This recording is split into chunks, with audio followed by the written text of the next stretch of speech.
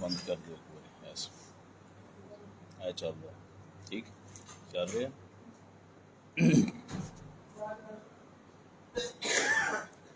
السلام علیکم ورحمۃ اللہ وبرکاتہ.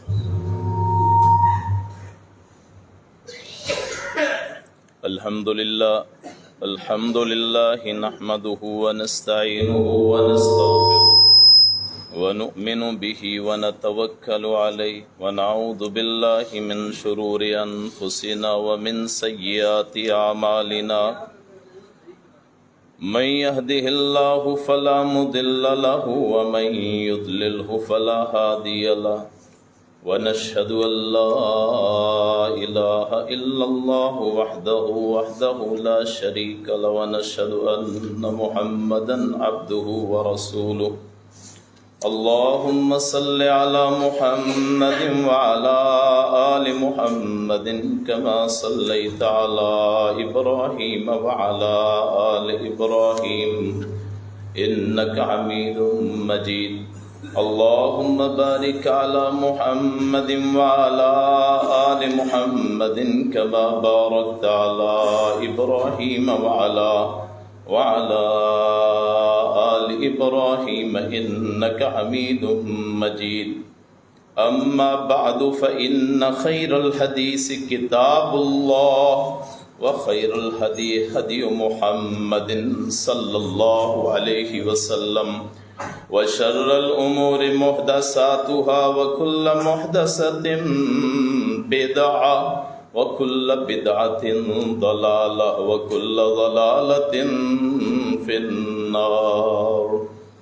أعوذ بالله السميع العليم من الشيطان الرجيم. بسم الله الرحمن الرحيم. قل أروني الذين ألحقتم به شركاء كلا بل هو الله العزيز الحكيم. وما أرسلناك إلا كافة للناس بشيرا ونذيرا ولكن أكثر الناس لا يعلمون. ويقولون متى هذا الوعد إن كنتم صادقين.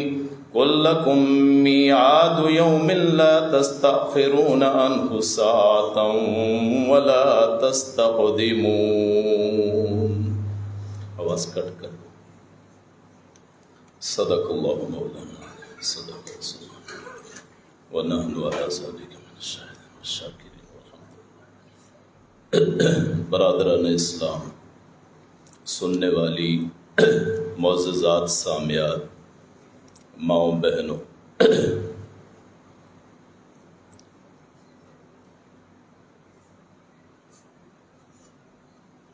اللہ کا شکر ہے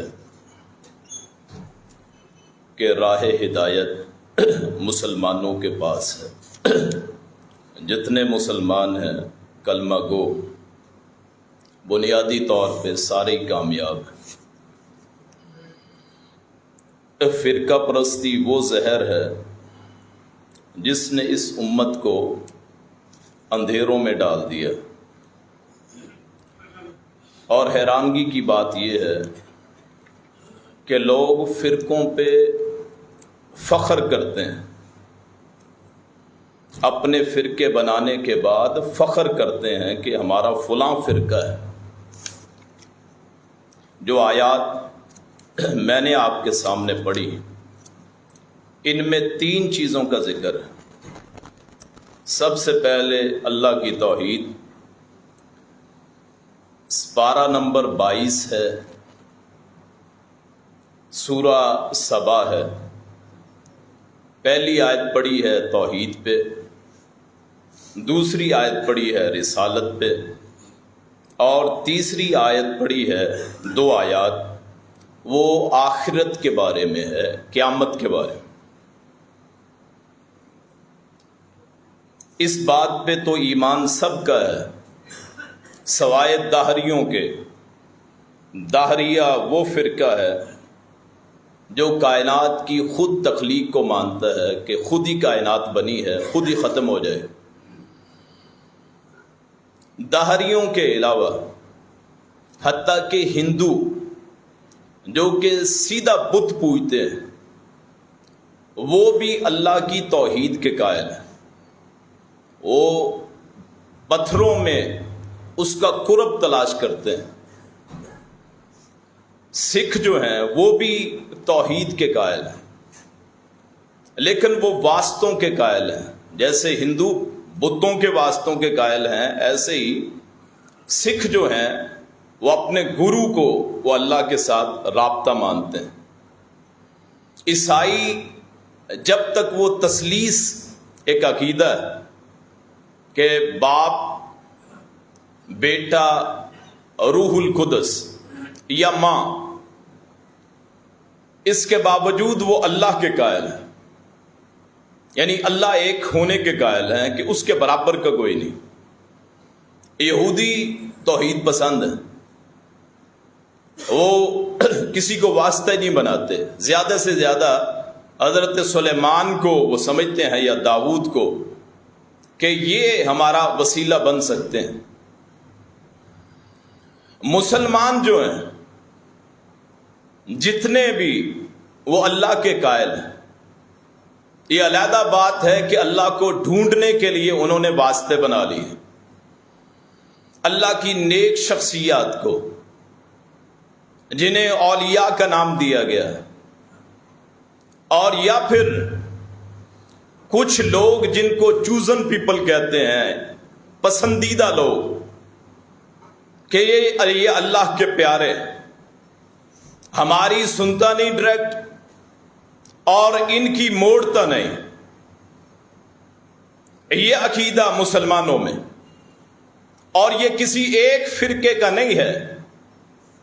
ہمارا بر صغیر جو ہے اس میں تقریباً یہی ذہن عام طور پہ پایا جاتا ہے کہ واسطہ ڈھونڈتے ہیں۔ مریدی، درویش، فقیر، اولیاء، سارے ہی عقیدوں میں خرابی پڑ گئی۔ حالانکہ اللہ وہ ذات جو اپنے بندے سے اتنا پیار کرتی ہے، 69 مائیں ایک طرف ہوں، اللہ کا پیار ایک طرف۔ 207 باپ، چونکہ ایک باپ، 3 باپ، 1 ماں کی محبت، 3 درجے ماں کے، 1 درجہ باپ کا، 69 کو ضرب دیں 3 سے 207۔ وہ اللہ کریم، رب کریم، وہ ذوالجلال والاکرام، وہ ارحم الراحمین، وہ غوث اعظم، داتا، دستگیر، گنج بخش، فیض عالم، اس کی حیثیت اتنی بڑی ہے بندے کے ساتھ، 69 مائیں ایک طرف ہوں، 207 باپ ایک طرف ہوں، اس اکیلے کی محبت اپنے بندے سے پھر بھی زیادہ ہے۔ اس سے رابطے کے لیے کسی واسطے کی ضرورت نہیں ہے، یہ دل ہے، یہاں اس سے بھی قرب اللہ کی ذات۔ وَلَقَدْ خَلَقْنَا الْإِنسَانَ، سورہ کاف 26واں پارہ، وَلَقَدْ خَلَقْنَا الْإِنسَانَ وَنَعْلَمُ مَا تُوَسْوِسُ بِهِ نَفْسُهُ وَنَحْنُ أَقْرَبُ إِلَيْهِ مِنْ حَبْلِ الْوَرِيدِ۔ ہم نے انسان کو پیدا کیا، پیدا کر کے چھوڑا نہیں کہ تم یہ سمجھ لو کہ انسان بیکار نہیں ہے۔ ہم اس کی رگ رگ کو جانتے، اس کے ایک ایک لمحے کے محافظ، کہ اس کا نام انتر رقیب، کو جو آپ کی ہر حرکت پہ نظر رکھتا، اور قریب اتنا ہے کہ آپ کے وسوسوں کو بھی جانتا ہے، جو آپ کے دل میں وسوسے آتے ہیں، جو آپ کے دل میں خیالات آتے ہیں، جو آپ کا دماغ جہاں دوڑتا ہے، اور میرا رب کائنات اس کو پہلے سے جانتا ہے۔ اور ابھی ہو سکتا ہے کوئی گونگا ہو کہ بول نہ سکتا ہو، اس کو کون سنائے گا؟ کس کو وہ واسطہ بنائے گا؟ رب کریم نے کہا بولنے کی بھی ضرورت نہیں ہے، تیرے خیالات آ جائیں، یہاں سے ابھی اوپر بات نہیں جائے گی، میں وہاں سے سن لوں گا۔ اس کے لیے واسطے کی ضرورت کیا ہے؟ اور اسی لیے لوگ گمراہ ہو گئے، قبروں مزاروں شخصیات کو اونچا کر دیا، رب کائنات کے ساتھ شریک بنا دیا، رب کائنات کا ند بنا دیا، رب کائنات کے ساتھ اس کو بھی پکارنا شروع کر دیا۔ مسجدوں میں چوراہوں میں نام لکھا جاتا ہے یا اللہ، اور ساتھ یا محمد لکھا جاتا ہے، یا فاطمہ یا حسن حسین لکھا جاتا ہے۔ وجہ کیا ہے؟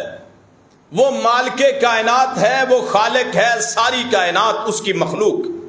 خالق اور مخلوق برابر نہیں ہو سکتے، نبی کیوں نہ ہو، ولی کیوں نہ ہو۔ اور لوگوں نے عقیدے بنائے کہ پنجتن پاک، 5 ہستیاں ہیں جو پاک۔ رسول کائنات نے فرمایا صلی اللہ علیہ وسلم، فرمایا کل بنی آدم خطاؤن، جتنے آدم کی اولاد ہے سارے ہی گناہگار ہیں، سوائے انبیاء کی، کہ انبیاء کے گناہ اللہ شمار ہی نہیں کرتا، اگر ہوں بھی۔ رسول کائنات کا 2 مرتبہ شق صدر ہوا کہ سینہ چاک کیا گیا، اور اس سینے کو جیسے آپ دل کا آپریشن کرتے ہیں، آپریٹ کرتے ہیں تو دل کو باہر نکال دیتے ہیں، اس دل کو چیرا گیا اور اس سے ایک لوتھڑا نکالا، صفائی کی گئی، کہا یہ دنیا کے وہ خیالات یا دنیا کے وہ چیزیں ہیں جن سے آدمی بہک سکتا ہے، اور اس میں ہدایت بھر دی گئی، نور بھر دیا گیا، زمزم کے پانی سے دھویا گیا، اور اسی طرح سی کے بالکل فٹ کر دیا گیا۔ صحابہ کہتے ہیں ہم اس لکیر کو دیکھتے تھے جو آپ کا شق صدر کی وجہ سے فرشتوں نے ڈالی تھی۔ یاد رکھیے صحابہ بھی معصوم نہیں ہیں، اہل بیت بھی معصوم نہیں ہے، صرف نبی انبیاء پاک ہوتے ہیں، انبیاء کی اولاد پاک نہیں ہوتی۔ مطلب سمجھ لیں، عقیدت اور ہوتی ہے، عقیدہ اور ہوتا ہے۔ محبت تو مجھے اپنے باپ سے بھی، محبت تو مجھے اپنی ماں سے بھی ہے، لیکن کیا اس محبت یا عقیدت کی وجہ سے اس کو اپنا عقیدہ بنا لوں؟ کیا اس کو پوجنا شروع کروں؟ اہل بیت سے محبت برحق ہے، ایمان کا حصہ ہے، لیکن اہل بیت معصوم نہیں ہے کہ ان کو پوجا جا سکے۔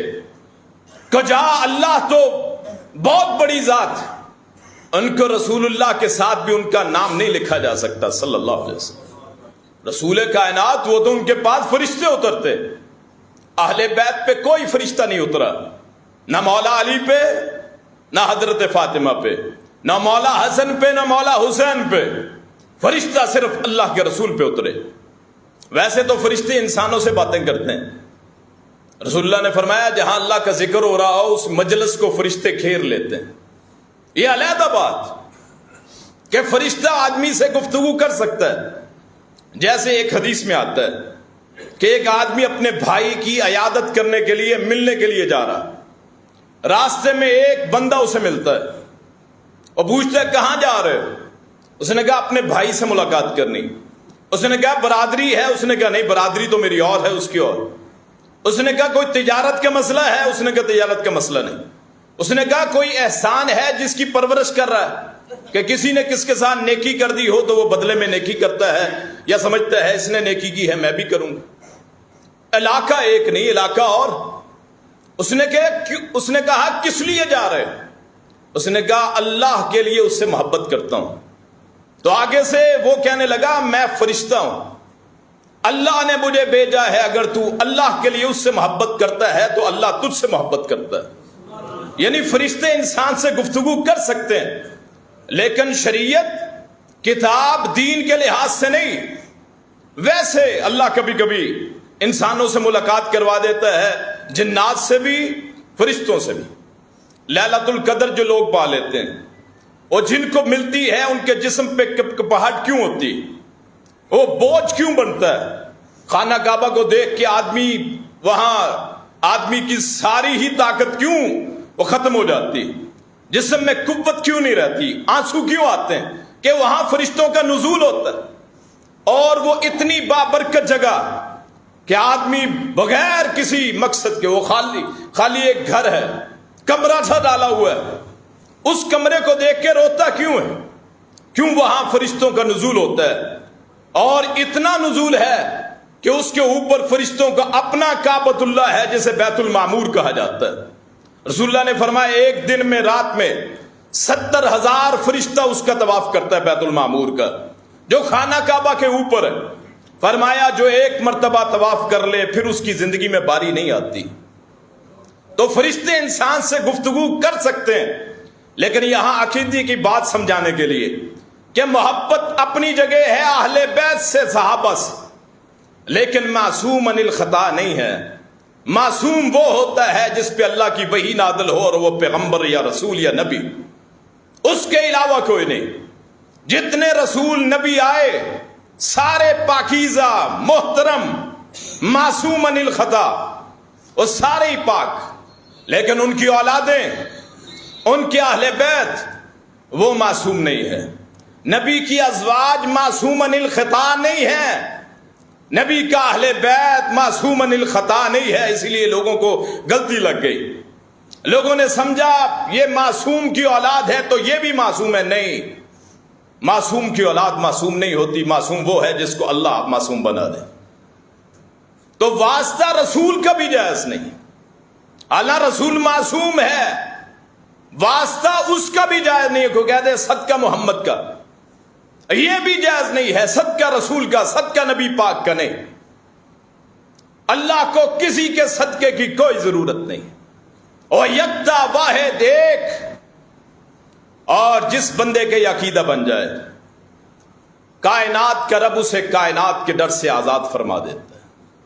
اور جب آپ کا دل متزلزل ہو، معاشرے میں رہتے ہوئے کبھی اس ہستی کو دیکھا، کبھی اس پگڑی والے کو دیکھا، کبھی اس قبر کو دیکھا، کبھی اس آستانے کو دیکھا، یہاں سے نہیں چلو ایک اور جگہ چلتے ہیں، وہاں سے نہیں کسی اور جگہ، اس کی نظر کرم بڑی، اس وقت آدمی اللہ بھی مدد نہیں کرتا، پھر آدمی اس کو اس کے ہاتھ پہ چھوڑ دیتا ہے، وہ پتھروں سے مانگے وہاں سے مل جاتا ہے لیکن عقیدہ خراب ہو جاتا ہے۔ آپ نے بہت لوگوں کو سنا ہوگا کہ ہمارے مرشد کی نظر کرم، کہ اس نے کہا ہمارا کام ہو گیا، وہ اس لیے کہ اللہ نے قابل سمجھا ہی نہیں کہ یہ اللہ سے مانگ سکے۔ کتنی بدبخت ہے وہ شخص، کتنا بدبخت کہ جس کو اللہ اس قابل ہی نہ سمجھے کہ اپنے سامنے جھکنے پہ کہیں نہ کہ جہاں پھرتا ہے پھر، یہاں سے لینا ہے لے۔ ایک دن آنے والا ہے جب میرے پاس آئے گا، نہ تیرا مرشد ہوگا، نہ تیرا پیر، نہ راہبر ہوگا۔ کام ہوتے ہیں، ہندوؤں کے ہوتے ہیں، عیسائیوں کے ہوتے ہیں، یہودیوں کے ہوتے ہیں، بدھ مت والوں کے ہوتے ہیں، سکھوں کے ہوتے ہیں، داہریوں کے ہوتے ہیں جو کسی کو نہیں مانتے۔ اور کام ہونے سے کیا ہوتا ہے؟ آنا بے ظن عبدے بھی حدیث ہے، میں بندے کو جہاں سے اس کا میرے بارے میں گمان ہوتا ہوں دے دیتا ہوں. پتھر سے مانگو مل جائے گا. وہ حضرت صاحب ہیں جی بڑی پگڑی والے، او نظر کرم ہوگی، جا بچہ تیرا کام ہو گیا. کام ہوگا اس لیے کہ اس نے اللہ سے منہ موڑا اور اللہ نے اس کو ضلالت کے اندھیروں میں چھوڑ دیا کہ تو اس قابل ہی نہیں ہے کہ میری عبادت کر سکے، مجھ سے مانگ سکے. اور وہ ساری زندگی اسی پہ گزار دیتا ہے، میرا کام ہو گیا. یہ نہ سوچا میرا رب کریم ناراض ہو گیا. اور جس سے رب کریم ناراض ہو جائے اس کے لیے کائنات میں جائے پناہ کوئی نہیں. لا ملجا ولا منجا الا الی اللہ. جس اللہ کے علاوہ کسی کی طرف جانا حرام ہے، شرک. صرف نسبت اللہ کی، صرف جائے پناہ اللہ کی. آج کام مختصر عارضی زندگی، وہ اپنے پیر اور تعویذوں پہ یقین کرنے والے.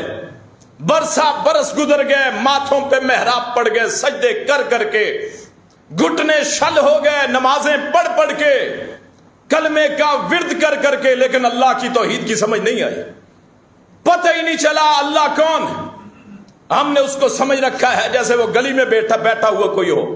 جیسے ہم گزرتے ہیں تو دیکھا اس کے چہرے پہ بڑا نور ہے، چلو اس سے دعا کروا لیں. اور اللہ کی پہچان ہی نہیں ہے. اللہ کے نور کے آگے 69 نور کے پردے، اگر ایک پردہ وہاں سے ہٹ جائے ساری کائنات راکھ ہو جائے. اس جبار کا ہار، اس منور، اس مکبر، اس مقدس، اس مطہر، اس تقدس والی ذات کو ہم نے سمجھے کچھ نہیں. ان بندوں جیسا سمجھ لیا، مجھ جیسا سمجھ لیا. 2 ٹانگیں، قضائے حاجت کرنے والا، تھوک، آنکھوں کی گدیں، کالوں کی کانوں کی میل، پسینہ زیادہ آ جائے تو بدبو شروع، اور 4 دن نہ نہائے تو بدبو آئے، مر جائے تو جب تک غسل نہ دے تو وہاں سے میت خراب ہونی شروع ہو جائے، دفن نہ کرے تو. اس کو اللہ کے مقابلے میں چاہے آل رسول ہی کیوں نہ ہو، وہ رسول کی ذات ہی کیوں نہ ہو، اللہ کے مقابلے میں کسی کو بھی پکارنا حرام ہے، شرک. اور اگر کسی کے عقیدے میں اتنی سختی نہیں ہے، اللہ کی توحید کے بارے میں کوئی سخت نہیں ہے، جی میں بڑی نرم باتیں کرتا ہوں، یاد رکھیے وہ شیطان کا پجاری، اور جو اللہ کی طرف نہ لا سکے اس کی تبلیغ کس کام کی. کہتا میں سارے گروہوں کو خوش کرتا ہوں، مجھ پہ اعتراض ہی کوئی نہیں کرتا، پھر تیری تبلیغ ہے کیا؟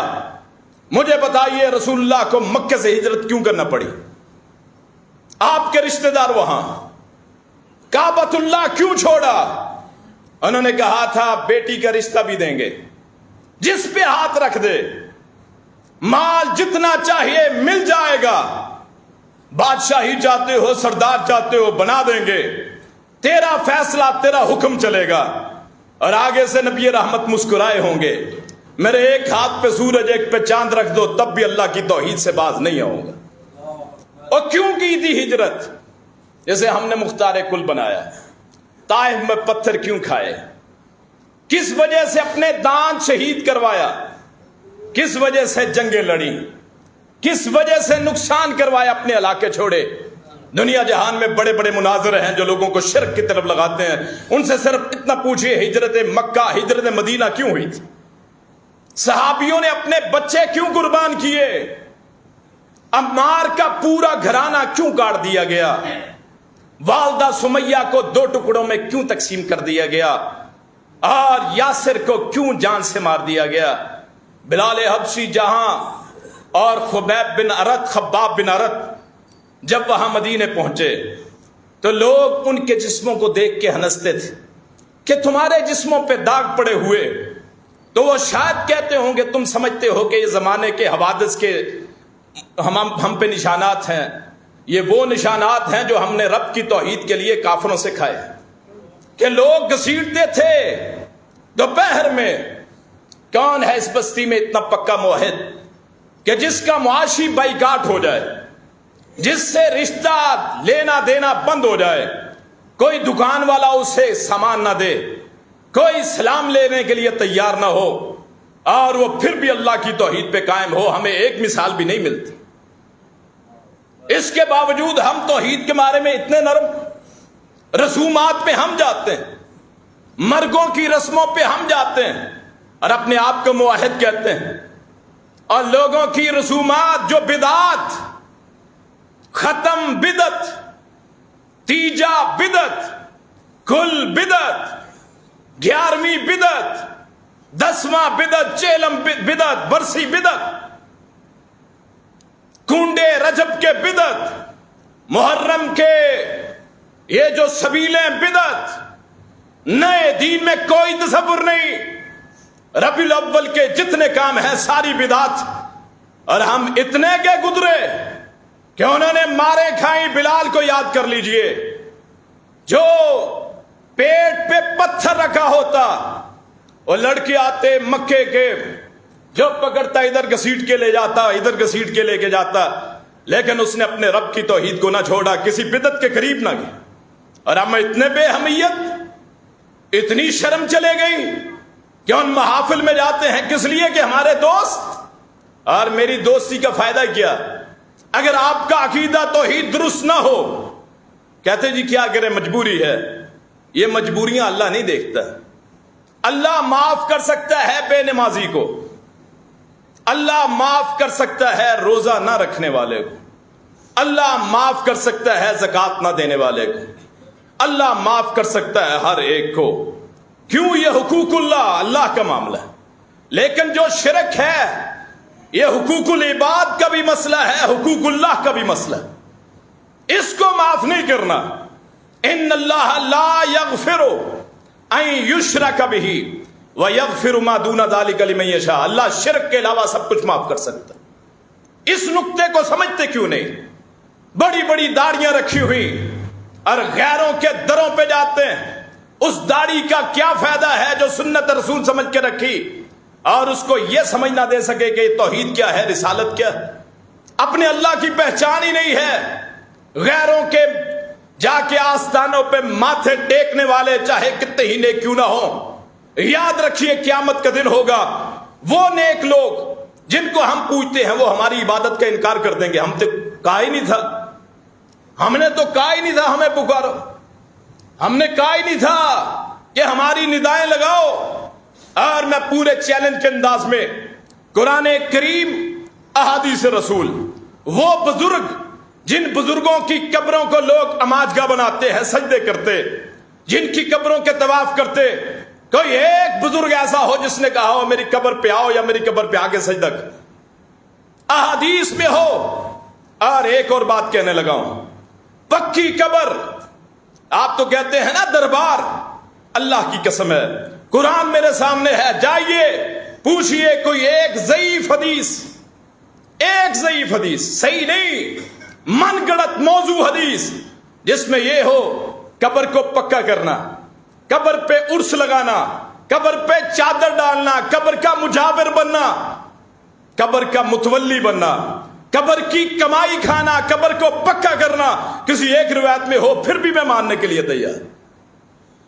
توحید کے مسئلے میں اتنے نرم ہیں آپ لوگ کہ پرواہ کوئی نہیں، نیاز آئی چاہے حسین کے نام کی ہو، مولا حسین کے نام کی رضی اللہ عنہ ہو، حتیٰ کہ نبی کے نام کی نیاز ہو وہ بھی حرام۔ محبت اپنی جگہ، میرا عقیدہ ہے کائنات میں سارے خاندانوں میں نبی کا اہل بیت کا خاندان سب سے بڑا، اس جیسا کوئی نہیں، اہل بیت کا برابر کا خاندان کوئی نہیں، بنو ہاشم کے خاندان جیسا خاندان کوئی نہیں، نبی رحمت جیسا کائنات میں کوئی نہیں۔ لیکن یاد رکھیے جب پوجنے کی باری آئے گی پھر نہ کسی نبی کی پرواہ ہوگی، نہ کسی ولی کی پرواہ ہوگی، نہ اہل بیت کی پرواہ ہوگی۔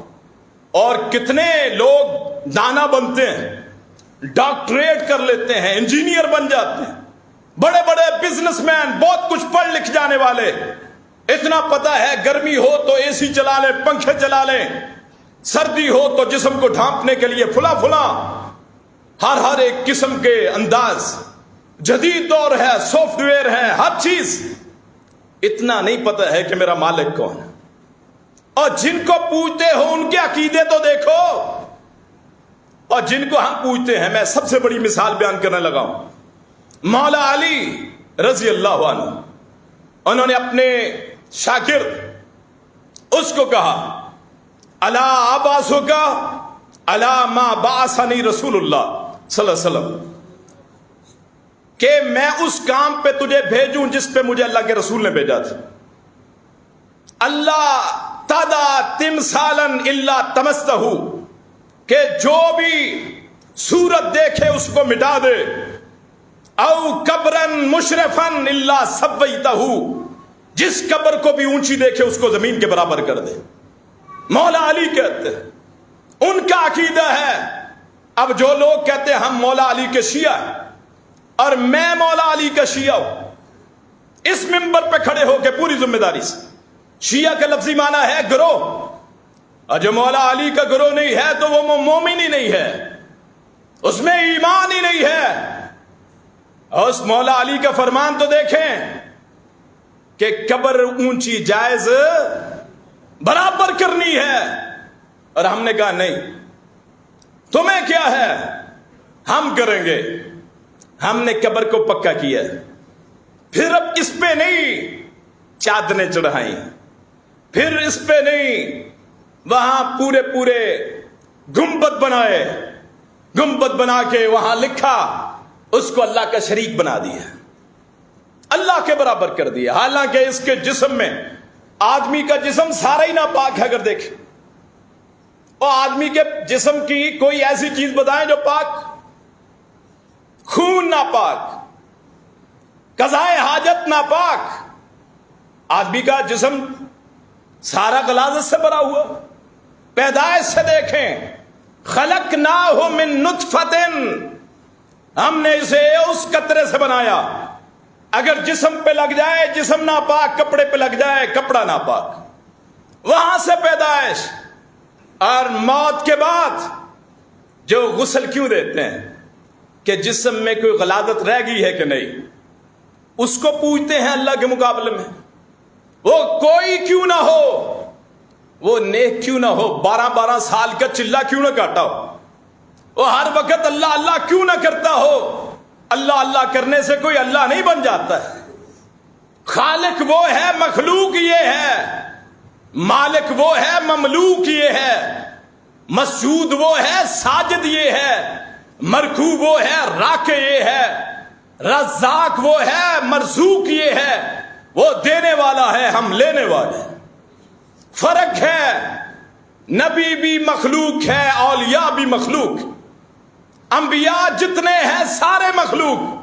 اور ہم نے باباؤں کو پوجا کہ کوئی دیکھا نیک بزرگ، اس کی قبر کو ہم نے سجدہ گاہ بنایا. اور میرے الفاظ بڑے سخت، میرے الفاظ بڑے سخت، اور کوئی پرواہ بھی نہیں، کوئی ڈر نہیں، کوئی خوف نہیں. ساری میری ذریت، ساری میری شہرت، سارا میرا علم بیکار ہے اگر میں اللہ کی توحید بیان نہ کروں. اگر میں اللہ کی توحید بیان ہی نہیں کرتا، اس باز کا کیا مقصد کہ برساں برس گزر گئے، کوئی آپ کو نہ ملا جو اتنے دبنگ انداز سے سمجھائے کہ اللہ کے علاوہ کسی کی طرف دیکھنا بھی حرام. شرک سب سے بڑی بیماری، اور اسی لیے آدمی بھٹکتا پھرتا ہے. کبھی اس کو سلام کیا، کبھی اس کو سلام کیا. وہ جی ملتان کی بڑی سرکار، وہ جی لاہور کی بڑی سرکار، وہ جی بغداد کے بڑے پیر صاحب، وہ جی عراق کے اصحاب ہیں جی، شام کے ابدال ہیں جی، وہ جی اجمیر شریف کی گدی ہے، وہ جی گولڈے والی سرکار ہے، وہ جی پاک پتن کے بڑے. اللہ کے بندو، وہ اللہ کی مخلوق ہے. بڑا صرف اللہ ہے، جس کو ہم نماز کے شروع میں بھی کہتے ہیں، اذان کے شروع میں بھی کہتے ہیں اللہ اکبر. سب سے بڑا ہے. اگر اس کے ذرہ برابر بھی آپ کوئی شریک کرنا چاہے، کسی کا عقیدہ یہ بن جائے کہ اس کے تویز سے کام ہوتے ہیں، اس کی پھونک بڑی کام کرتی ہے، گویا اللہ کے اختیارات میں اس کو شامل کرتا ہے. وہ تو اللہ کی خود مخلوق کیا کر سکتا ہے؟ جیسے میں نے پہلے کہا، کام ہو جاتے ہیں، کام صرف مسلمانوں کے نہیں کہ آپ سمجھے کہ ہمارے پیر صاحب کرتے ہیں، کام ہندوؤں کے بھی ہوتے ہیں، غیر مسلموں کے بھی ہوتے ہیں۔ یہ کوئی معیار نہیں ہے، اور حق و صداقت کا معیار نہیں ہے کہ کس طرف کون زیادہ ہے یا کس کا کام زیادہ ہوتا ہے۔ اگر یہی دیکھنا ہے تو رزق تو غیر مسلموں کے پاس، اور دنیا میں سب سے امیر قوم کون ہے؟ قوم یہود سب سے زیادہ، پھر تو وہ سچے ہوئے، ان کے کون سے پیر و مرشد؟ اور کیوں جی؟ اور بل گیٹس کو کون تعویذ دیتا ہے؟ اور اسرائیل کا کوئی بابا ہے؟ کہتے جی کام بہت ہوتے ہیں، اور جو پوپ ہے ان کا بڑا عیسائیوں کا، اور پھر تو وہ اللہ کا ولی ہوا۔ اگر کسی کی دعا قبول ہونے سے وہ معرفت والا بن جاتا ہے تو پھر میرے بھائی دنیا میں تو نعمتیں کافروں کے پاس زیادہ ہے۔ عقیدہ یہ ہے زندہ رکھے گا بھی اللہ، مارے گا بھی اللہ۔ کبھی بھوک دے دی، کبھی پیاس دے دی، کبھی رج کے کھلا دیا، کبھی رزق میں تنگی، کبھی آسانی۔ اللہ کے علاوہ کسی کے پاس جانے سے اور کچھ ہو نہ ہو عقیدہ خراب ہو جاتا ہے، اور جس کا عقیدہ خراب ہو جائے اللہ کی اس سے لڑائی ہو جاتی۔ جن لوگوں کا عقیدہ آج سے پہلے یہ رہا قیامت کا دن ہوگا، وہ یہ نہیں کہہ سکے گا اللہ کے پاس کہ مجھے کسی نے بتلایا نہیں، یہ تو فلاں فرقے کا عقیدہ ہے۔ نہیں، توحید انبیاء کا عقیدہ ہے، توحید قرآن کا عقیدہ ہے، توحید اہل بیت کا عقیدہ ہے، توحید صحابہ کرام کا عقیدہ ہے، توحید اسلام کا عقیدہ ہے، توحید اولیاء کرام کا عقیدہ ہے، محدثین کرام کا عقیدہ ہے، توحید احادیث کا عقیدہ ہے۔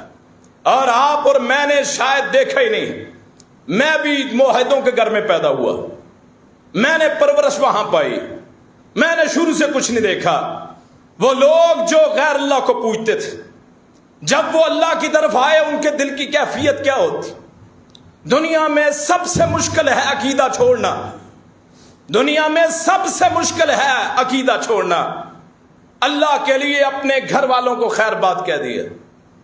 پیر محل کے علاقے میں ایک بندہ خطبہ جمعہ کے بعد آتا ہے مولوی صاحب کے پاس، وہ کہتا ہے مولوی صاحب میں جب سے موحد ہوا میرے گاؤں والوں نے میرا معاشی بائیکاٹ کر دیا، میرے والدین نے مجھے گھر سے نکال دیا، میرے اپنے خاندان نے مجھ سے مقاطع کر دیا، جو میرے بڑے پیارے تھے انہوں نے مجھ سے نفرت شروع کر دی، انہوں نے مجھے طرح طرح کے گستاخ کہنا شروع کر دیا، اور زندگی یہی ہے، اسی پہ زندگی، اسی پہ موت ہے کہ میرے مولا کے علاوہ نہ کوئی دے سکتا ہے نہ کوئی چھین سکتا۔ کل وفات ہوتی ہے 2 بچوں کی، ہماری جماعت کے بڑے عالم مولانا عبدالرشید حجازی، 2 ان کا، ایک پوتا ایک پوتی، وہ فوت ہوتے ہیں، جن کو لوگ خود سمجھتے ہیں ان کی زندگی ختم ہوتی ہے، اور جو ماں ہے وہ ہاسپٹل میں ہے۔ یہ لوگوں کو دم کرنے والے ہیں، ان کے اپنے گھر میں کیا ہے؟ اللہ لافانی ہے، اللہ بے مثال ہے، اللہ لازوال ہے، اللہ برحق ہے، کائنات فانی ہے، کائنات میں جو بھی آیا ہے اس نے جانا، حاکمیت اس کی ہے۔ نبی کائنات کے 3 بیٹے آپ کے ہاتھوں پہ فوت ہو، 3 بیٹے، اور بیٹا کس کو پیارا نہیں ہے؟ بیٹے سے پیار کس کو نہیں ہے؟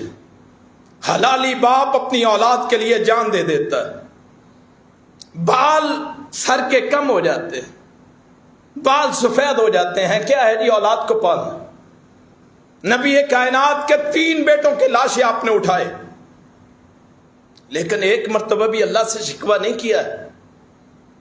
آپ کے پاس بڑی نسبتیں تھیں، خود خاتم النبیین، خاتم المرسلین، باپ ابراہیم کے باپ آدم، نبیوں کی لڑی، ہاشم کا خاندان، کائنات میں اس سے بڑا کوئی نہیں۔ لیکن یہ اپنے بیٹوں کو زندگی نہیں دے سکتا، اپنے بیٹوں کے لاشیں اٹھاتا ہے، دنیا میں اور کون ہے؟ اگر رسول نہیں اپنے بیٹوں کو زندگی دے سکتا تو کوئی بھی نہیں دے سکتا۔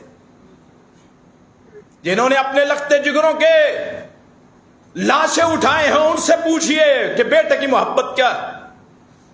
جنہوں نے اپنے والدین کی تدفین اپنے ہاتھوں سے کی ہو، کفن پہنایا ہو، غسل دیا ہو، ان سے پوچھئے کہ تعلقات کی کیا اہمیت ہوتی ہے، کہ گھر سے جب ماں یا باپ کا جنازہ اٹھتا ہے تو برکتیں اٹھ جاتی، اور لیکن یہ اختیار صرف اللہ کے پاس۔ زندگی موت پیغمبر بھی کچھ نہیں کر سکتے۔ نبی کائنات یتیم پیدا ہوئے، یتیم پیدا ہوئے۔ کائنات کا سمجھ لیں وہ شخص جو سمجھتے ہیں کہ کوئی دے سکتا ہے، نبیوں کے سردار ہیں، اور میں آپ سے پوچھتا ہوں آپ سے بڑا کائنات میں کوئی ہے؟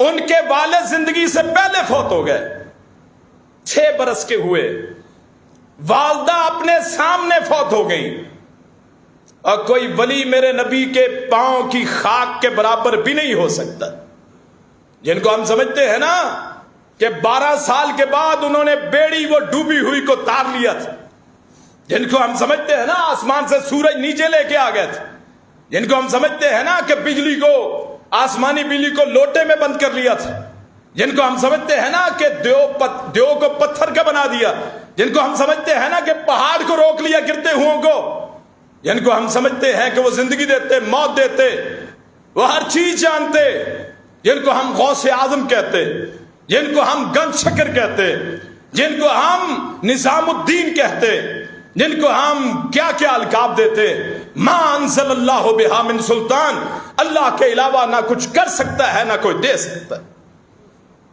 میرا عقیدہ ہے اسی پہ موت، اسی پہ زندگی، اسی پہ ذلت، اسی پہ عزت۔ اگر کوئی بلائے فبہا، نہ بلائے تب بھی، کہ اس مسجد سے کوئی ناراض ہو کے جائے جی توحید ہے، اگر کوئی یہاں سے ناراض ہو کے جائے کوئی غم نہیں ہے، کیوں؟ مسجدوں میں لانا ہمارا کام نہیں ہے، مسجدوں میں لانا میرے اللہ کا کام۔ اگر 4 ناراض ہو گئے اللہ 20 کو لائے گا، اور میں نے وہ چہرے یہاں دیکھے ہیں جن کو کبھی اس مسجد میں کسی نے نہ دیکھا تھا۔ وہ اللہ کی محبت کہ ہم اللہ کا پرچار کرتے، ہماری زندگی کا مشن ہی ایک، ہم نے کبھی اپنی تبلیغ کو بیچا نہیں، میں نے اپنی تبلیغ کو کبھی نہیں بیچا، کبھی اپنی آواز پہ پیسے نہیں لیے لوگوں سے، دین فروخت نہیں کیا، اور میری خواہش اللہ اس علاقے کو موحدوں کا علاقہ بنائے، کہ جہاں آپ کو غیر اللہ کا نام و نشان نہ ملے۔ اور اللہ کے بندو ساری زندگی گزر گئی، ساری زندگی گزر گئی، ایک مرتبہ صرف اللہ کو پکار کے تو دیکھو، اللہ تیری گود کو بھی ہری کر دے گا، تجھے مشکلات ہیں اس کا بھی خاتمہ کرے گا، اور اس کا فائدہ کیا ہوگا؟ اور ملتا تو غیروں سے بھی، اور 11ویں کی سبیل لگا لی، ان کی بھینسوں کے تھنوں میں دودھ کی جگہ خون آ جاتا ہے، ہماری بھینسوں کے تھنوں میں نہیں آتا، کیوں جی؟ اور ہم بھی تو ان کو مانتے ہیں، پیرانے پیر عبد القادر جیلانی کو ہم سے زیادہ کون مانتا ہے؟ غنیت الطالبین اٹھا کے دیکھیں کہ پیر صاحب سینے پہ ہاتھ باندھنے والے، حضرت پیرانے پیر عبد القادر جیلانی رفع الیدین کرنے والے، پیرانے پیر عبد القادر جیلانی فاتحہ پڑھنے والے، پیرانے پیر عبد القادر جیلانی موحد، ہم سے زیادہ ان سے محبت کس کو ہے؟ لیکن ہم نے کہا پیر صاحب محبت آپ سے ہے لیکن عقیدہ اللہ کا ہے، محبت اور ہے، پوجنا اور ہے اللہ کے اس دین کو، اس کی حرمت کو۔ اسی لیے یہ مسجد قائم، اسی لیے ان مدارس قائم۔ اگر مسجد مدارس سے توحید کی آواز آنی کم ہو جائے صرف اس لیے کہ شر انگیزی پھیلتی ہے، نہیں، توحید بیان کرنے سے وحدت بڑھتی۔ اس کی مثال دیتا ہوں کہ جب آپ تقسیم ہو جاتے ہیں، یہ فلاں فرقہ فلاں فرقہ فلاں فرقہ فلاں فرقہ، تو آپ تو تقسیم ہو گئے۔ جب آپ سارے کہہ دیں کہ ہم اللہ کے موحد، اللہ کو ایک ماننے والے، پھر تقسیم نہ رہی، شر انگیزی نہ رہی۔ اور تقسیم تو وہ کرتے ہیں جنہوں نے اپنے فرقوں کے نام پہ لیبل لگا کے مسجدیں کو فیکٹریاں بنا لیا، درباروں کے نام پہ اپنے بینک اکاؤنٹ کھول لیے، بیلنس بڑھا لیے، کاروبار بنا لیے۔ آئیے اللہ کے راستے پہ، وَاعْتَصِمُوا بِحَبْلِ اللَّهِ جَمِيعًا وَلَا تَفَرَّقُوا، ایک اللہ کی رسی کو مضبوطی سے تھام لیجئے، اللہ آپ کا بھی حامی ناصر ہوگا، میرا بھی حامی ناصر ہوگا۔ آخر دعوانا ان الحمد للہ رب العالمین۔